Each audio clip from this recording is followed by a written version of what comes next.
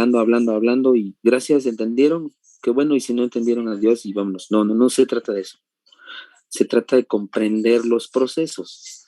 Entonces, eh, vamos a decirle a Leslie Andrea, es real lo que te voy a decir, ¿eh? 5 puntos y explícame qué es segmentación y dónde ocurre y cuándo. 5 puntos, ¿eh? Solo para Leslie Andrea Serrano Toscano. No sabría decirle la verdad. ¿Por qué? Pero tú dijiste, no sabrías decirme la verdad, pero yo no quiero la verdad, no, yo quiero que sepas qué es segmentación.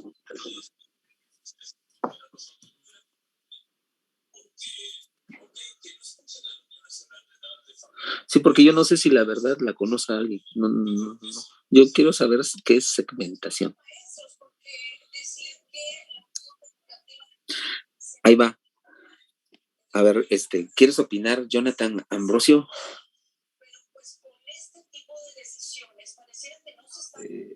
Pues no, solo en cuanto a lo que no conforme a esta pregunta, sino con la anterior de lo del crecimiento, no quería decir que si no tenía que ver con la producción de distintas células, ¿no? O sea, en ciertos casos, pues hay una producción de células, pues dependiendo, por ejemplo, en los huesos son osteocitos, me parece, en los dientes son los odontoblastos.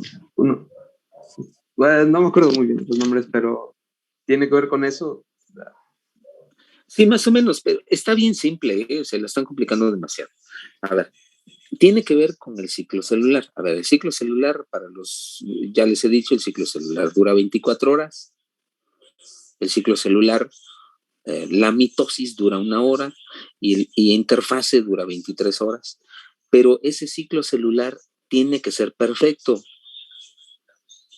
Si se pierde esa perfección del ciclo celular, entonces esa célula sufre una mutación y en lugar de estarse dividiendo cada 24 horas, se divide cada 20 horas y eso se le va a llamar, probablemente tenga que ver con la carcinogénesis, por eso los tumores crecen más rápido. Pero bueno, pero es lo mismo a lo que quiero llegar, es lo mismo.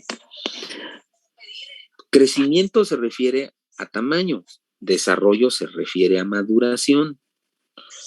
Por eso veremos a personas de 1,90 y motrizmente o su desarrollo pareciera en retraso respecto a un niñito o niña o joven o adulto, que hay niños bajitos, pero son súper, como decimos, una bala, pues, son muy activos. Y no necesariamente el desarrollo tiene que ver con la talla. El crecimiento sí tiene que ver con tamaño y talla, por supuesto. Por eso decimos, ese niñito se ve más grande que el otro a pesar de que está chaparrito. Bueno, porque eso también es otro asunto que más adelante, si hay oportunidad, lo explicamos. Pero estoy haciendo la diferenciación entre crecimiento y desarrollo. Bueno, entonces, inicié con el ciclo celular, pero bueno, vayámonos al tema de segmentación para explicarlo con este ejemplo. La segmentación consiste ¿en dónde ocurre la segmentación? En la primera, segunda, tercera semana de gestación. Rueda, Gaspar, Alondra. La segmentación, tienes que decirme, tienes 3 opciones de respuesta. ¿Ocurre en la primera semana de gestación, en la segunda o en la tercera? No le pienses mucho. Primera semana, tercera. ¿En la segunda? No, ¿por qué? Sí, ¿por qué? A ver, Alondra.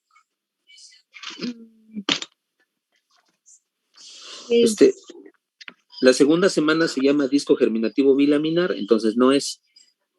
La tercera semana se llama disco germinativo trilaminar y no es, porque es lo que nos explicó China Rojas.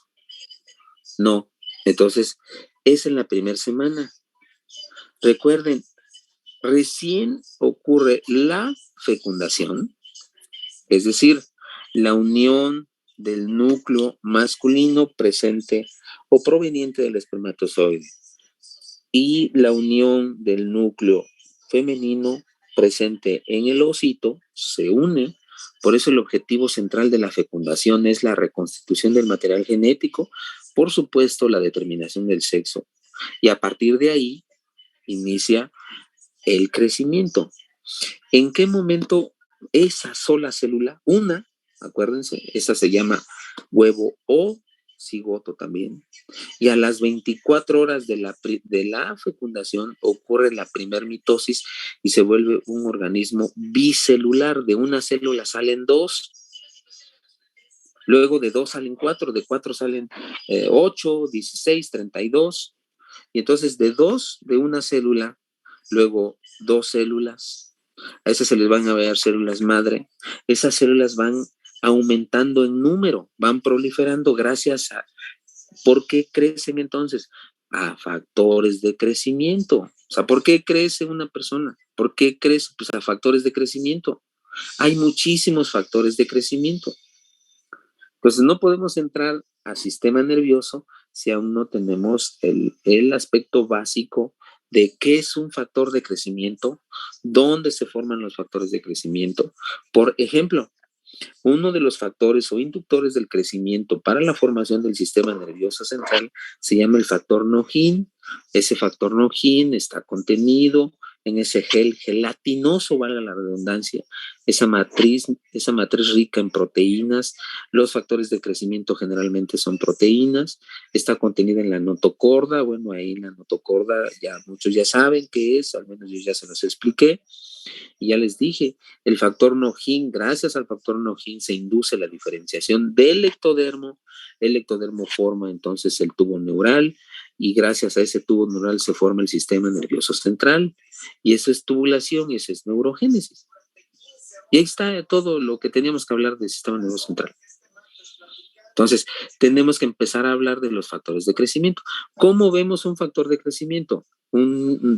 Hay muchos factores, ¿no? Pero bueno, cuando una persona, conocieron a ese, había un actor que le llamaban un chaparrito así, señor grande, señor ya adulto pues, chiquitito, que tocaba una guitarrita que no le gustaba que lo cargaran, ya se murió creo, salía por ahí en la televisión, un señor chaparrito, ¿cómo se llamaba ese, verdad? Margarito. Margarito, correcto, eso, tú sí estás actualizado, amigo. No, sí, Margarito. Bueno, Margarito era chiquitito, era su uñita pequeñita, orejitas, todo chiquito, pequeñito. Bueno, no es lo mismo al clásico, y no quiero ofender absolutamente a nada ni a nadie, estamos en un ejercicio académico, y solo a eso nos limitaremos. Han visto al clásico enanito, ¿no? El enanito que tiene tronco normal, cabeza normal y extremidades inferiores pequeñas y extremidades superiores pequeñas.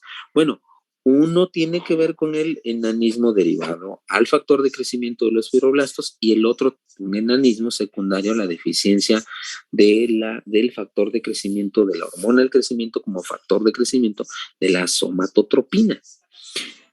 Entonces, ese síndrome llamado acondroplasia tiene que ver con los fibroblastos. Y ese actor, Margarito, como todo, creció armónico, pero chiquitito todo, ese tiene que ver con la hormona del crecimiento. Entonces, no crecemos por la genética, o sea, no y sí, pues. O sea, no quiero que Mario diga, no, eso se sientan evidenciados, no, para nada, ¿eh? Así, los del 12 ya saben que aquí no evidenciamos a nadie, simplemente les preguntamos porque hay que preguntar, porque hay que participar todos, y además porque le tienen que perder el miedo a la participación. ¿Qué pasa si alguien participa? Pues no pasa nada. Lo único que hace es acumular puntos y acierta, y si no, pues nada, en el peor de los casos, en clases presenciales hay algún maestro que nos diga, de plano, ustedes no estudian y X, ¿no? Pero, ¿y qué más? No se cae el mundo porque nos digan que no sabemos. O sea, entonces, ¿quién es el que no se equivoca? Pues el que no hace nada. Entonces, no le tengan miedo a equivocarse, estudien, revisen, aporten, participen y la clase la vamos dando entre todos, ¿no? Entonces, de eso se trata. Entonces, ahora, ¿cuándo cobra importancia el aspecto genético o la herencia? Pues, por supuesto, es como el ojo azul que ya les expliqué. Los humanos, todo el mundo quiere tener ojos azules y algunos hasta pupilentes se compran. Está bien, si tienes dinero, compras pupilentes morados, rojos, que sea, no pasa nada. No pasa absolutamente nada. Pero ya les dije, todos los humanos tenemos ojos azules, todos. No se ve, porque es la cara posterior del iris. Y lo que sí se transmite, porque luego dicen, me estaba diciendo un taxista recién la semana que me trajo, me dice, yo no me he enfermado del COVID gracias a que mi mamá, dice, mi mamá era indígena y mi papá era de sangre española. Dice. Yo dije, órale, este sí es uno de los conquistadores, ¿no? De la invasión francesa y española, ¿no? Dice, y gracias a esos genes que compite la influencia española con el gen indígena, no me he dado COVID. Dice. Y lo peor de todo es que se lo cree. Entonces, no sé quién se lo dijo. Yo creo que el chance lo escuché de Gatell, pero no sé, ¿no? También. Entonces, por supuesto que no. No tiene tampoco que ver tanto eso. Lo que ocurre es que el gen no forma, el gen poseedor, el gen puede ser dominante o recesivo, ese gen que codifica que se forme el pigmento de la cara anterior del iris, no se forma, no se sintetiza melanina. Y al no sintetizarse melanina en la cara anterior del iris, se trasluce lo azul de la cara posterior del iris. Y por eso esa persona tiene ojos azules. Nada más, no otra cosa. Pero no es que herede y que diga, ten hijo, te heredo mis ojos azules. No, o luego dicen, él es diabético porque de herencia es diabético. O sea, su papá le dijo, ten hijo, te heredo mi diabetes. Pues no. Entonces, tenemos que aprender a diferenciar lo que es genético, lo que es herencia, lo que son aspectos dominantes, lo que son aspectos recesivos. Eso ya lo deben de saber porque lo debieron haber visto en el semestre anterior. Ahorita en este semestre vamos a empezar a una embriología especial y hoy me detuve brevemente a tratar, no estoy diciendo que explique, no, tratar de aproximarnos a una explicación para la comprensión de la importancia en el crecimiento de un organismo. Y para cerrar el ejemplo entonces, ¿la segmentación en qué consiste? Es la multiplicación celular en la primera semana de gestación, ocurre en la trompa uterina. ¿Y qué quiere decir? Que a partir de la fecundación, las primeras 24 horas ocurre la primera mitosis y nacen las dos primeras células, digamos, ¿no? Y luego en el día 4 son de 16 a 32 y en el día 6 son más de 180 células. Eso es la segmentación. Es una diferenciación celular. ¿Dónde se presenta eso? En la primera semana de gestación. ¿Dónde, en qué parte ocurre la primera semana de gestación? Shae Ramírez. ¿Shae o Shae? Sabe, doctor. ¿Shae? Sí. ¿Sabe? ¿Dónde ocurre la primera semana de gestación? ¿En qué parte anatómica de la mujer ocurre la primera semana de gestación? ¿Cómo? ¿Me lo podría repetir, por favor? ¿En qué estructura anatómica del órgano genital femenino ocurre la primera semana de gestación?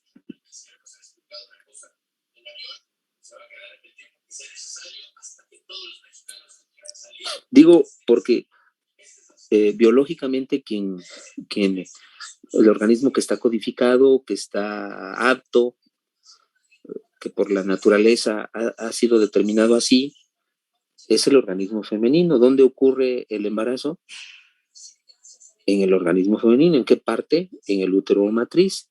Bueno, pues ocurre en la trompa uterina. ¿Dónde se lleva a cabo la fecundación? En la trompa uterina.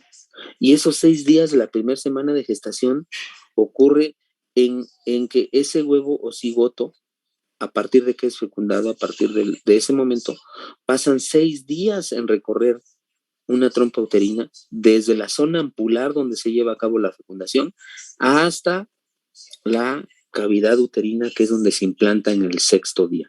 Y aquí estoy contestando lo que dije ayer, que les preguntábamos, ¿cuántos días dura el embarazo. Y vale la pena aclararlo, como se los dije a los del 12. El embarazo está determinado no por semanas calendario, está determinado por semanas lunares. La semana del embarazo, la semana calendario tiene 7 días cada semana. Y si ustedes suman 40 semanas, que es lo que dura el embarazo, y lo multiplican, pues lógicamente sale más respecto a cómo tendríamos que multiplicarlo con las semanas lunares. Entonces, el embarazo como referencia son semanas lunares, que son menos de 7 días y son 40 semanas. ¿Vale? Ojalá tengan la oportunidad de revisarlo para concretar exactamente de qué es lo que estamos hablando. Dijimos, si son 9 meses y cada mes tiene 4 semanas, si ustedes multiplican 9 por 4 es 36. Si fueran semanas del calendario serían 9 por 4, 36. Entonces estaríamos naciendo a la semana número 36 y no nacemos en la semana 36, el humano nace en la semana número 40. ¿Me explico? En la semana número 40. Si una persona nace en la semana número 36, es un parto prematuro, pretérmino, ¿cómo se le llama? Precoz, ¿cómo se le llama? ¿Prematuro? ¿Quién habló?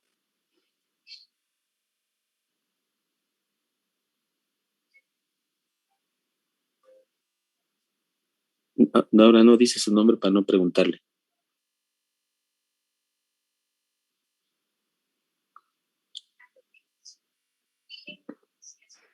Bueno, no tomamos en cuenta esa participación, entonces, hagan en cuenta que nadie dijo nada. Entonces, ¿cómo se le llama? ¿Prematuro, pretérmino, prematuro precoz, prematuro extremo? ¿Cómo se le llama? Solamente diré que un embarazo de término son 40 semanas, un embarazo postérmino son semanas 42, un embarazo pretérmino es semana 38. Pero un producto, una persona puede nacer desde la semana número 38 hasta la semana número 42. Simplemente que es pretérmino, término o postérmino. Pero si es menos de 38, entonces ya no es pretérmino. Entonces, ahí radica la importancia de conocer la biología de la reproducción. Y esto yo espero que responda a las preguntas de ayer que hacíamos de cuántos días dura el embarazo, cuántas semanas, cuál es la estructura u órgano donde ocurre el embarazo.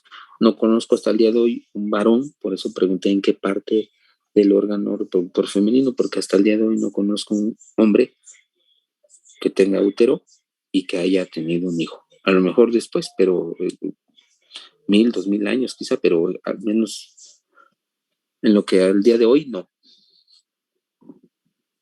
Yo espero, jóvenes, vamos a revisar un poco más de factores de crecimiento. Y brevemente les diré, ya estos temas están en la antología, por supuesto, son factores de crecimiento, desarrollo de cráneo, desarrollo faríngeo, ojos, oídos, hablaremos un poco de embriología dentaria y luego después hablaremos del sistema cardiovascular, sangre, cavidades corporales, sistema digestivo, respiratorio, músculo esquelético, piel y anexos, y finalmente repasaremos algo de teratogénesis y defectos del nacimiento. Ya hablaré, por supuesto, de los aspectos de la fisiología, la ecología fetal, la fisiología de las membranas o de las membranas como la placenta y esos aspectos que permiten un adecuado desarrollo. Y vale la pena que sepamos también cuáles son las hormonas que participan en el embarazo, qué función tienen las hormonas durante el embarazo. Pero si hay tiempo lo hablamos y si no, simplemente con esto, estos contenidos temáticos que mencionamos, afortunadamente ya los tienen. Bueno, jefa, subjefe, perdón, Carlos, ¿no? Este grupo. Si tienen algún comentario adicional o en general alguien más desea comentar algo, pueden hacerlo o de lo contrario nos vemos el día de mañana.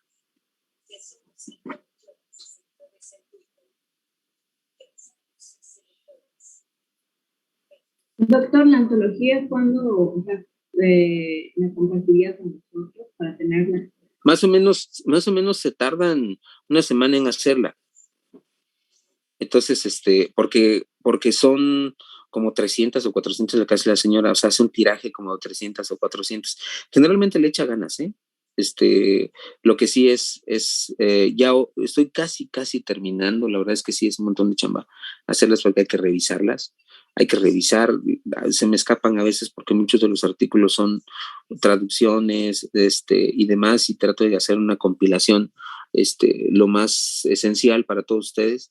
Entonces tomamos de varios artículos, algunos en español, otros no, tomamos esquemas de varios, y se hace la antología. Entonces sí es un montón de trabajo. Yo creo que fácil un mes más o menos me llevo en revisar 3 antologías, o 2 al menos, pero ahorita revisé 3 para este semestre. Entonces 3 de materias diferentes, quiero decir, pero yo espero que ya hoy ya las haya concluido. Y mañana yo creo que ya con certeza, te digo, jefa, en el transcurso de la mañana ya les aviso máximo para que también ya se pongan de acuerdo y luego empiecen a coordinarse ustedes para que las mandemos a hacer a la brevedad y las tengamos en no más de una semana, ¿no? Y de ahí, pues sobre eso no hay más. Ahí tienen que leer y estudiar, no hay gran ciencia. ¿Vale? Bueno, pues a todos muchas gracias. Nos vemos mañana. Mañana. Hasta mañana. A todos. Mañana, doctor.